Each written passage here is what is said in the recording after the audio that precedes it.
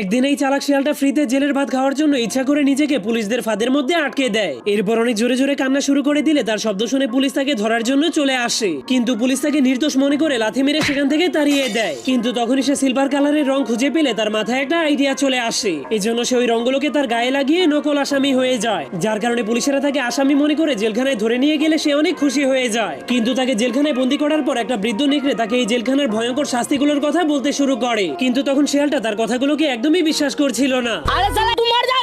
আমি বিশ্বাস করি না। এজন্য বৃদ্ধ নেকড়েটা সবাইকে বাঁচানোর জন্য লোহার মাধ্যমে চাবি বানিয়ে সবাইকে জেলখানা থেকে মুক্ত করে দেয়। কিন্তু সেই পাগল শিয়ালটা জেলের সরকারি খাবার খাওয়ার জন্য নিজেকে আবারও জেলখানার মধ্যে বন্দী করে দেয়। কিন্তু এরপর সে যখনই দেখতে পায় পুলিশেরা তাকে কুপিয়ে মারার জন্য ধারালো কুড়াল নিয়ে তার দিকে আসতে শুরু করেছে, তখন সে অনেক ভয় পেয়ে জেল থেকে পালাতে শুরু করে দেয়। তোরা কে কোনাস আমার বাসা? এই জন্য জেলার তাকে ধরার জন্য তার পিছনে অনেকগুলো ভয়ঙ্কর কুকুর লাগিয়ে দেয়।